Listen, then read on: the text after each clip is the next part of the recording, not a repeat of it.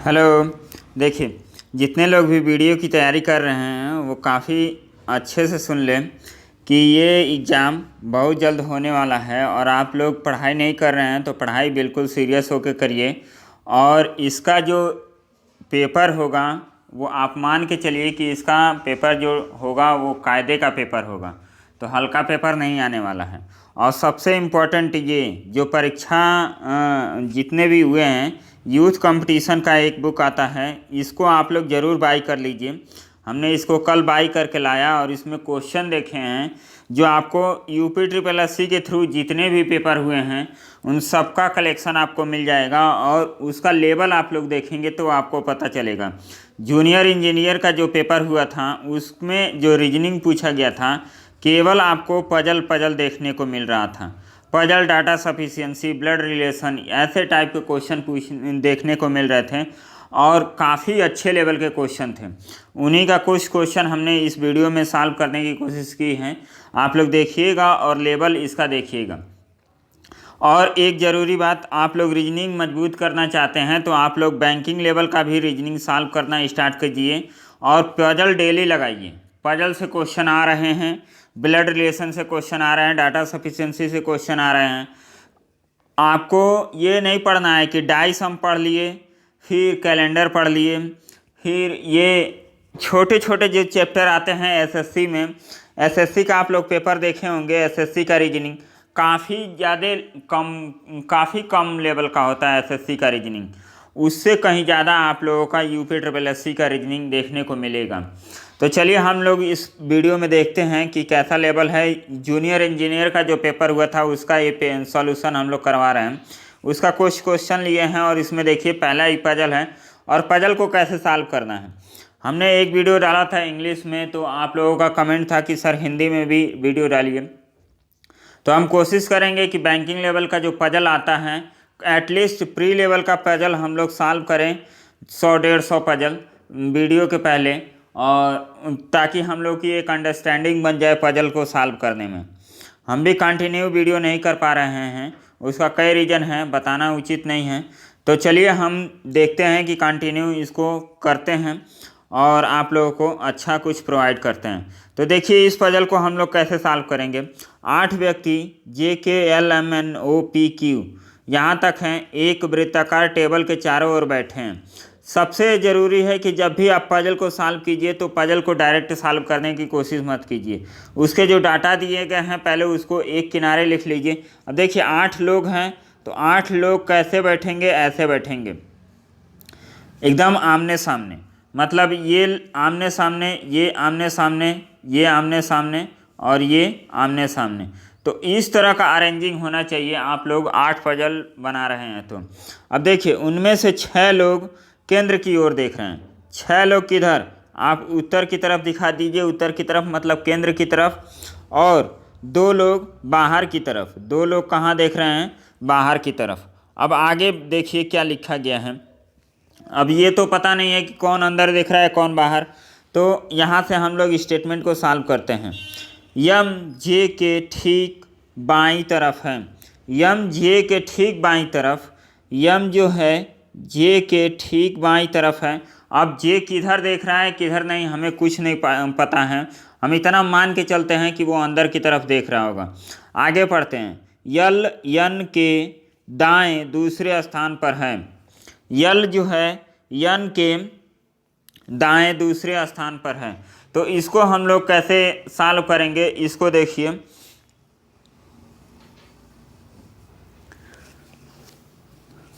अब देखिए यहाँ दिया है यल यन के दाएं दूसरे स्थान पर है। यन के दाएं मतलब एक, और यहाँ पे हो गया ये दायां दूसरा स्थान। जो पी के बाएं तीसरे स्थान पे है। जो का मतलब क्या, जो बाद वाले के लिए आता है, इतना याद रखिए। जो पी के बाएं तीसरे स्थान पे है, पी के बाएं मतलब 1 2, यहाँ पे कौन है, यन है। अब चलिए नेक्स्ट देखिए, तीसरे स्थान पे है जो बाहर की ओर मुखरित है। जो का मतलब कौन, पी। पी कहाँ देख रहा है, आउटसाइड, मतलब पी का डायरेक्शन आपको पता हो गया कि पी कहाँ देख रहा है, आउटसाइड। तो अब देखिए हम लोग अभी नहीं सॉल्व करेंगे, अभी इसका पूरा स्टेटमेंट हम लोग पढ़ लेते हैं। फिर जे ओ के दाएं से तीसरे स्थान पर है और क्यू के बाएं से दूसरे स्थान पर है। जे ओ के दाएं से तीसरे स्थान पर है। जे कहाँ है? ओ के दाएं। ओ के दाएं मतलब ओ के दाएं तीसरे स्थान पर और क्यू के बाएं दूसरे स्थान पर। क्यू के बाएं दूसरे स्थान पर। इस तरह हम लोग बना लिए। अब के का मुख के केंद्र की ओर मुखरित नहीं है, मतलब के कहाँ देख रहा है? आउटसाइड। फिर यम पी का निकटतम पड़ोसी है। यम और पी क्या है? निकटतम पड़ोसी। अब इसको हम लोग अरेंज करते हैं। अब देखिए हम लोग कैसे अरेंज करेंगे और इसको हम लोग कैसे सजा सकते हैं। अब यहाँ पर देखिए P बाहर की तरफ देख रहा है तो हम यहाँ पे बनाते हैं, और P कहाँ देख रहा है? बाहर की तरफ। तो P के दाएं, P के बाएं, तो P का बाएं कहाँ होगा? P का बायां आपका इधर हो गया यन। तो ये स्टेटमेंट आपका हो गया। और यन के दाएं कौन है?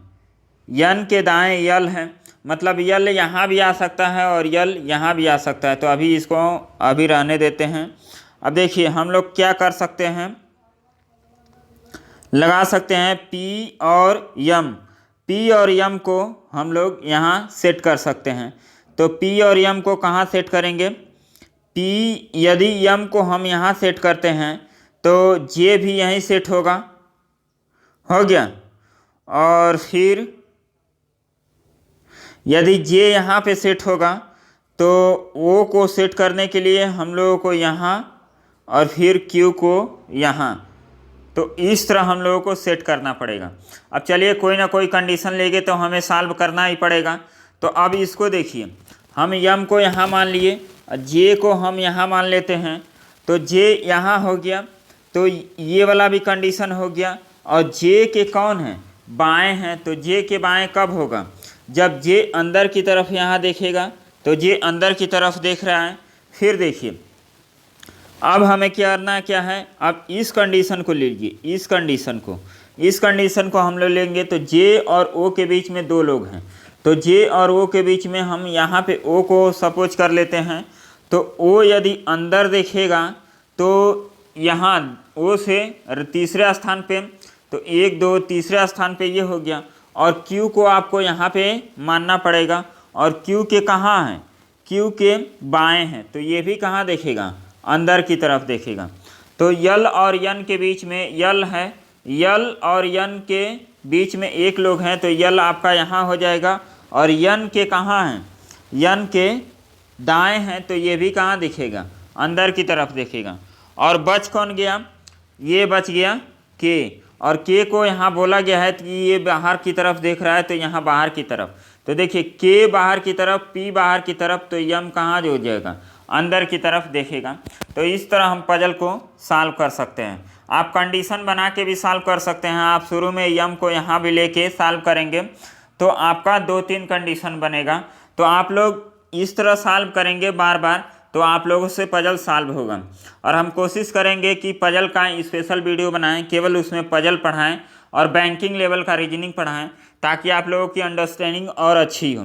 तो इसमें कहा गया है कि के बाएं दूसरे स्थान पर कौन है? तो के का बायां कौन होगा? के का बायां दूसरे स्थान पर ये पी हो जाएगा। तो ऑप्शन नंबर डी आपका राइट आंसर हो जाएगा। इस पजल को आप लोग खुद फिर से सॉल्व कीजिएगा और देखिएगा कि आप लोगों से सॉल्व हो रहा है कि नहीं। नेक्स्ट क्वेश्चन देखिए, ये डाटा सफिशिएंसी का क्वेश्चन आप कह सकते हैं। इसको हम लोग कैसे सॉल्व करेंगे?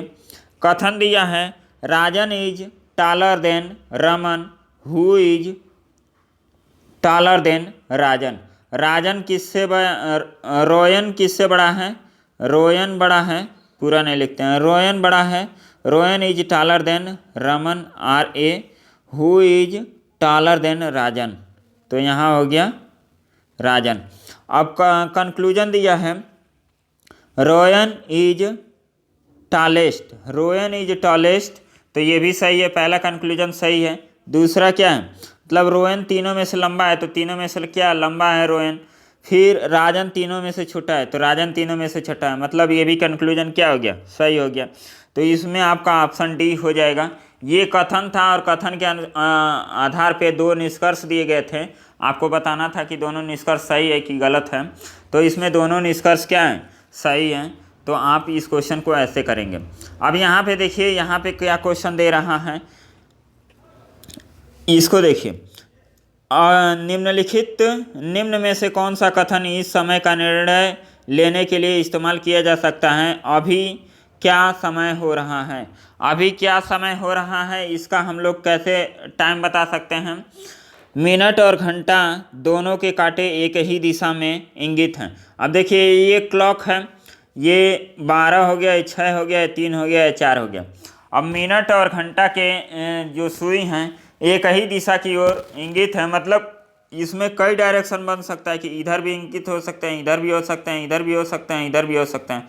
मतलब हम एग्जैक्ट टाइम नहीं बता सकते हैं कि कितना बज रहा है पहले स्टेटमेंट से। दूसरा हम लोग पढ़ते हैं, मिनट और घंटा दोनों के कांटे एक विपरीत हैं। तो विपरीत का मतलब यहाँ भी हो सकता है, यहाँ भी हो सकता है, यहाँ भी, यहाँ भी।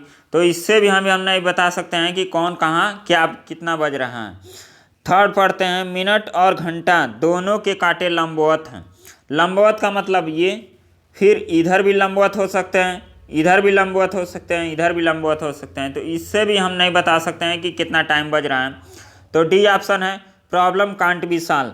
क्या होगा, हम समय नहीं बता सकते हैं कि ये जो 3 कंडीशन दिए गए हैं, तीनों कंडीशन के आधार पे हम समय नहीं बता सकते हैं कि अभी कितना बजा है। चलिए नेक्स्ट क्वेश्चन पढ़ते हैं। अब नेक्स्ट क्वेश्चन भी डाटा सफिशिएंसी का क्वेश्चन है, और डाटा सफिशिएंसी नहीं मान सकते हैं कि एक स्टेटमेंट दिया गया है और इस स्टेटमेंट के आधार पे बताना है कि दोनों निष्कर्ष सही है कि गलत है। अब देखिए, यहाँ पे क्या दिया गया है कि एक ट्रेन जो 90 किलोमीटर प्रति घंटा की चाल से चल रही। अब देखिए, रीजनिंग का क्वेश्चन, रीजनिंग का पेपर है और इसमें क्या दे रहा है, मैथ के भी क्वेश्चन दे रहे हैं। तो आप लोग मैथ भी पढ़ना स्टार्ट कीजिए रीजनिंग के साथ साथ।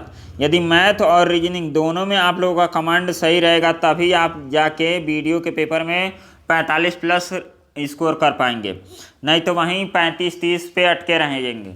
तो मेहनत कीजिए अच्छे से, रीजनिंग और मैथ दोनों लगाइए, बैंकिंग लेवल का रीजनिंग सॉल्व कीजिए, अच्छे से पढ़ाई कीजिए। अब देखिए, इसको हम लोग सॉल्व करेंगे। इसको क्या करना है, एक ट्रेन जो 90 किलोमीटर की गति से चल रही है, एक पोल को पूर्ण रूप से पार करने में 30 सेकेंड का समय लेती है। अब देखिए, इतना कंडीशन दे दिया गया, तो स्पीड इज इक्वल टू क्या होता है, डिस्टेंस अपॉन टाइम, ये होता है। तो इस पर हम लोग लगा देंगे क्वेश्चन को। तो क्या करेंगे, देखिए 90 किलोमीटर है, तो इसको पहले किलोमीटर प्रति घंटा दिया है तो मीटर प्रति सेकेंड में बदलेंगे, तो 5/18 से हम लोग मल्टीप्लाई कर देते हैं। तो ये कितना हो जाएगा, 18×5, तो इसका आ जाएगा 25 मीटर पर सेकेंड इसकी स्पीड हो गई। और इसमें टाइम से हम लोग गुणा कर देंगे 30, तो 25×3 = 75, 75 मीटर मतलब 750 मीटर। तो पहला कंक्लूजन डायरेक्ट दिया गया है कि ये सही है। पहला कंक्लूजन कि इतना की स्पीड से इतना सेकेंड में कितना दूरी तय करेगी, 750। तो पहला कंक्लूजन हम लोग का सही हो गया। दूसरा कंक्लूजन में क्या देखते हैं कि 100 सेकेंड में ये कितना चल रही है, 100 सेकेंड में आपकी चल रही है 2.5 किलोमीटर। तो इसको हम लोग देख लेते हैं कि ये सही है कि गलत है।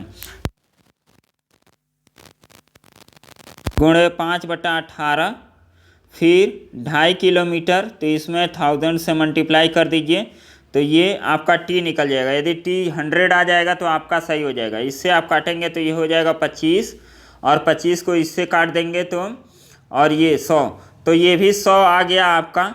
तो ये भी क्या हो गया, ये भी कंक्लूजन सही है और ये भी कंक्लूजन सही है। तो आपका ऑप्शन क्या हो जाएगा, बोथ, सी ऑप्शन आपका करेक्ट हो जाएगा। नेक्स्ट क्वेश्चन देखिए, नेक्स्ट सेम क्वेश्चन है। अभी देखिए, इस पजल को हम लोगों ने सॉल्व किया है और ये सेम पजल है। तो सेम पजल को आप लोग फिर से सॉल्व कीजिएगा और इसमें बताना है के संबंध में यम का स्थान क्या होगा। तो इसको आप लोग देख लीजिएगा। अब यहाँ पे देखिए, ये भी काफ़ी अच्छा क्वेश्चन है। एक स्वर्ण पदक 5 अंकों का है। एक स्वर्ण पदक मतलब गोल्ड मेडल, यहाँ पे गोल्ड मेडल 5 नंबर इसको मिल रहा है, जबकि रजत को 3 पॉइंट, और कांस्य को मतलब ब्रॉन्ज इसको बोलते हैं ना, तो ब्रॉन्ज को कितना मिल रहा है, 2। इतना है। पी क्यू दोनों ने तीन स्वर्ण पदक पाए हैं। पी, यहाँ पे हम लिख देते हैं पी, क्यू, आर और यस। तो इनको तीन स्वर्ण पदक मिले हैं पी और क्यू को। पी और क्यू को 3 स्वर्ण पदक, तो इसको 3 और 3। फिर आर और यस ने 1 और 2 स्वर्ण पाए हैं, तो ये 1 स्वर्ण पाया है और ये 2 स्वर्ण पाया है। फिर चारों ने प्रत्येक 2-2 रजत पाए हैं, तो रजत ये भी 2, ये भी 2, ये भी 2, ये भी 2। फिर हम देखेंगे कि चारों में से पी, क्यू, आर, यस ने क्रमशः 5, 3, 0 और 7 कांस्य पदक पाए हैं। मतलब पी को कांस्य पदक कितना मिला है? 5। फिर क्यू को कांस्य पदक 3, फिर आर को 0, फिर यस को 7। अब बताना है किस जोड़ी के अंकों का अंतर सबसे कम है। तो इसका पहले हमें सबका अंक निकालना पड़ेगा। अब यहाँ पे देखिए पी को हम जोड़ेंगे तो 3 गोल्ड पाया है, तो 3 × 5 = 15, 15 ये हो गया और 15 हो गया और 2 रजत मतलब 6 अंक ये, और 5 ब्रॉन्ज पाया है मतलब 10 ये।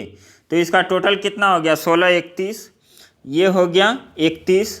और इसको हम लोग जोड़ेंगे 3 × 5 = 15, 15 और 6 21, और 21 और 6 21, 6 27 ये हो गया 27। इसको हम लोग जोड़ेंगे 5, और 5 6 11 ये हो गया। इसको जोड़ेंगे 5 दूना 10 और 3 दूना 6 और 7 दूना 14, तो ये कितना हो गया? ये आपका हो गया 30। तो अब देखिए पी आर, तो पी आर का डिफरेंट कितना है? 20 का है। फिर आर और यस, आर यस और यस का डिफरेंट कितना है? 19 का है। और पी और यस का डिफरेंट कितना है? 1 का है। तो यही आपका आंसर हो जाएगा। इसमें पूछा है किस जोड़ी के अंकों का अंतर सबसे कम है, तो आपका हो जाएगा पी और यस, ऑप्शन नंबर सी।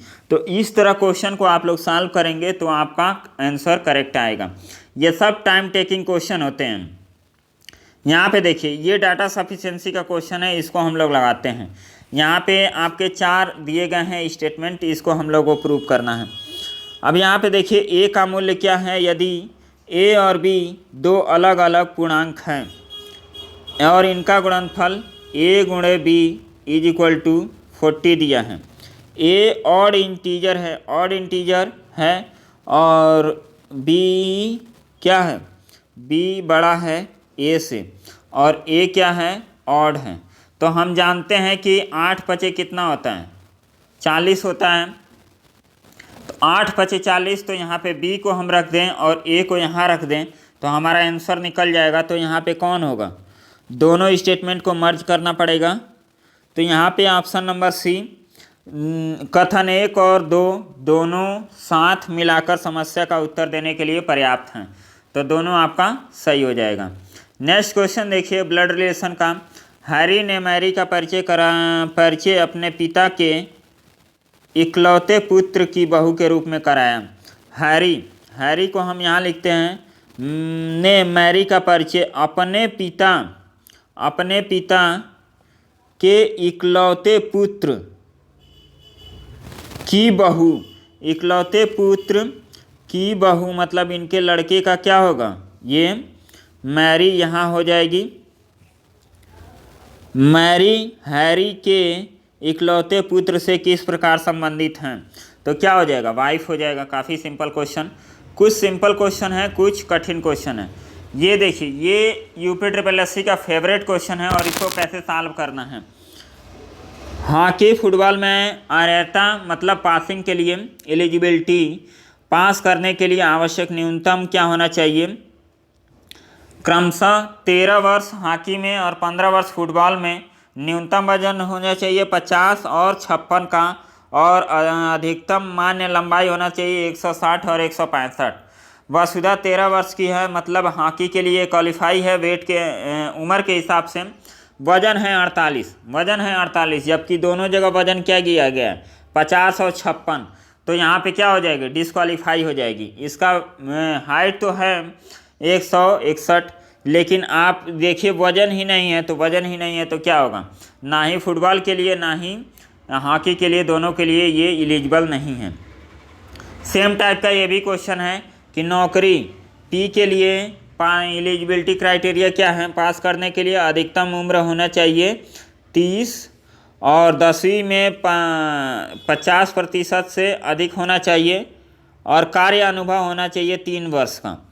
और क्यू में नौकरी के लिए अधिकतम 25 वर्ष का होना चाहिए, 10वीं में 60% होना चाहिए और 1 वर्ष का कार्य अनुभव होना चाहिए।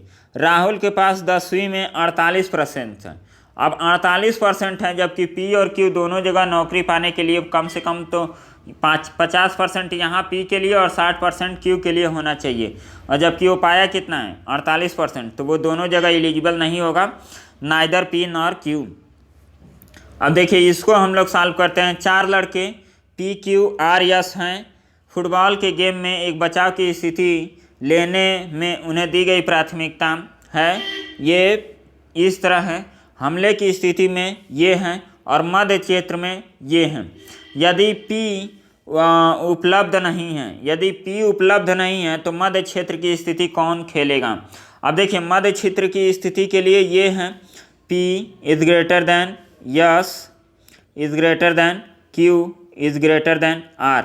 मतलब P नहीं है तो यस है, यस नहीं है तो Q है, Q नहीं है तो R है, तो यहाँ पे कौन खेलेगा, yes, option number C. Next question देखिए, ये भी पजल है आपका और इसको हम लोग कैसे सॉल्व करेंगे। 9 व्यक्ति दिया गया है और यहाँ पे क्या बोल रहा है कि 9 व्यक्ति A B C D E F G H I J K L M N नहीं है, A B C D E F G H I J I तक हैं। एक वृत्ताकार टेबल, प्रत्येक व्यक्ति बाहर की ओर मुखरित हैं। अब देखिए आउटसाइडर हैं, तो यहाँ पे अंदर की तरफ लीजिए या बाहर की तरफ लीजिए कोई अंतर नहीं होता है। यहाँ पे 9 व्यक्ति हैं तो 9 व्यक्ति को हम लोग बना देते हैं 1 2 3 4 5 6 7 8 9, ये हो गया। हम लोग अंदर साइड के लिए बनाते हैं, तो अंदर या बाहर जब एक ही डायरेक्शन दे तो आप कोशिश कीजिए कि अंदर के लिए बना के आप क्वेश्चन को सॉल्व कीजिए, कोई अंतर नहीं होता है। ए एच के बाएँ तीसरे स्थान पर है, एच के बाएँ तीसरे स्थान पर ए है, तो हमने ये बना दिया। और सी के दाईं ओर दूसरे स्थान पर है, सी के दाईं ओर दूसरे स्थान पर है। फिर से पढ़ लीजिए, ए जो है एच के बाईं ओर तीसरे स्थान पर, एच के बाईं ओर तीसरे स्थान पर, और सी के दाईं ओर दूसरे स्थान पर, सी के दाईं ओर दूसरे स्थान पर, करेक्ट। एफ डी एफ के बाएं दूसरे स्थान पर, डी जो है एफ के बाएं दूसरे स्थान पर, डी एफ के बाएं दूसरे स्थान पर। डी एच का निकटतम पड़ोसी है, डी के निकटतम पड़ोसी कौन है, एच है। फिर आई बी के निकटतम बाएं हैं, आई जो है बी के निकटतम बाएं हैं, तो इनमें कोई गैपिंग नहीं है। जी ए का निकटतम पड़ोसी नहीं है, यहाँ पे जी नहीं होना चाहिए। अब चलिए हम लोग सॉल्व करते हैं और देखते हैं कहाँ से हम लोग सॉल्व कर सकते हैं। अब देखिए इसको एच ए को रखेंगे तो यहाँ से आपको मिल जाएगा, कंडीशन मिल रहा है। यहाँ पे एच को रख दीजिए, 2 छोड़ के यहाँ पे ए हो गया, और ए तो यहाँ पे आपका सी हो जाएगा, तो ये स्टेटमेंट हो गया, ये स्टेटमेंट हो गया। अब आपका रखना है क्या, आई और बी। आई बी इस कंडीशन में हो सकता है, यहाँ पे हो सकता है, तो अभी छोड़िए इसको। डी एफ और डी जो है कहाँ है, एच के पास में। यदि डी को हम यहाँ रखते हैं और एफ को यहाँ रखते हैं, कंडीशन तो पॉसिबल होगा ही। हाँ, तो डी को यहाँ रख दिए, एफ को यहाँ रख दीजिए। यदि देखिए डी को हम यहाँ रखेंगे तो एफ को यहाँ रखना पड़ेगा, और एफ को यहाँ रखना पड़ेगा तो आपका आई और बी यहाँ हो जाएगा, और जी को यहाँ रखना पड़ेगा, तो पॉसिबिलिटी हम लोग की क्या होगी, गलत हो जाएगी। तो हम लोगों को डी और एफ यहीं रखना पड़ेगा, और बी और आई आपका यहाँ हो गया, और जी आपका यहाँ हो गया, और बचा कौन, ए बी सी डी, ई आपका बच गया, तो ई आपका यहाँ हो जाएगा। बचा क्या, आई और एफ के बीच में कितने व्यक्ति बैठे हैं, तो आई यहाँ है और एफ यहाँ है, तो कितने व्यक्ति हैं, इधर से लेंगे तो 3 होंगे और इधर से 4 होंगे, तो 4 या 3, तो 4 ऑप्शन आपका है, तो 4 आपका करेक्ट हो गया। तो इस तरह आप पजल आसानी से सॉल्व कर सकते हैं। चलिए नेक्स्ट क्वेश्चन डायरेक्शन का है। हमने बताया है कि राइट के लिए क्लॉकवाइज और लेफ्ट के लिए एंटी क्लॉकवाइज आपको चलना होता है। सीमा ने अपने कार्यालय से पश्चिम की ओर चलना शुरू किया, पश्चिम की ओर चलना शुरू किया, फिर अपने घर तक पहुंचने के लिए दाएं मुड़ा। दाएं मुड़ा मतलब ऊपर क्लॉकवाइज, दाएं मुड़ा, एक बायां मोड़ और एक दायां मोड़ लिया, एक दायां मोड़, फिर बायां मोड़, फिर दायां मोड़। तो सीमा अपने कार्यालय से चलना शुरू किया करते समय किस दिशा में मुखरित थी? सीमा अपने कार्यालय से चलना शुरू करते समय किस दिशा में मुखरित थी? किस दिशा में मुखरित थी? तो इसका तो सिंपल सा एक ही लाइन में आंसर हो जाएगा। सीमा ने अपने कार्यालय से पश्चिम की ओर चलना शुरू किया। तो पश्चिम की ओर चलना शुरू किया तो इसका मुख भी तो पश्चिमी की तरफ होगा। सीमा ने अपने कार्यालय से चलना शुरू करते समय किस दिशा में मुखरित थी? तो इसका बेस्ट काफ़ी सिंपल क्वेश्चन है।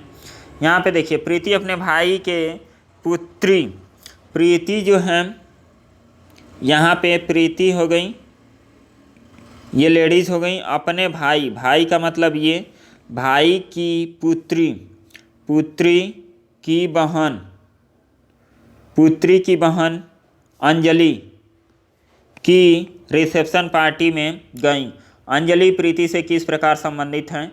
अंजलि ये क्या होंगी? भाई के लड़के या लड़की को क्या कहते हैं? भतीजी होगी, तो यहाँ पे सी ऑप्शन। नेक्स्ट क्वेश्चन, इसको सॉल्व करते हैं। यहाँ पे देखिए, इसको श्याम राहुल का भाई है। श्याम क्या है? राहुल का भाई है। राधा श्याम की बहन है। अब यहाँ पे राधा क्या है? श्याम की बहन है। तो इसमें से कौन सा ऑप्शन आपका सही होगा? राधा का पिता कौन है? नहीं बता सकते हैं, पहला ऑप्शन गलत। राधा के सभी भाई कौन हैं? ये भी हम नहीं बता सकते हैं कि उसके कितने भाई हैं। क्या श्याम राधा का भाई है? क्या श्याम राधा का भाई है? तो हाँ, इसको हम लोग बता सकते हैं। तो ऑप्शन नंबर आपका सी राइट आंसर हो गया। इसको देखिए, शिखर 18 किलोमीटर पूर्व की ओर चलना शुरू करता है। ये डायरेक्शन का क्वेश्चन है, तो इसको 18 किलोमीटर पूर्व की ओर चलना शुरू करता है। फिर उसने दायां मुड़ा और 20 किलोमीटर चला, दायां मुड़ा 20 किलोमीटर चला, फिर उसने बायां मोड़ लिया और 25 किलोमीटर चला, तो यहाँ पे 25 किलोमीटर हो गया।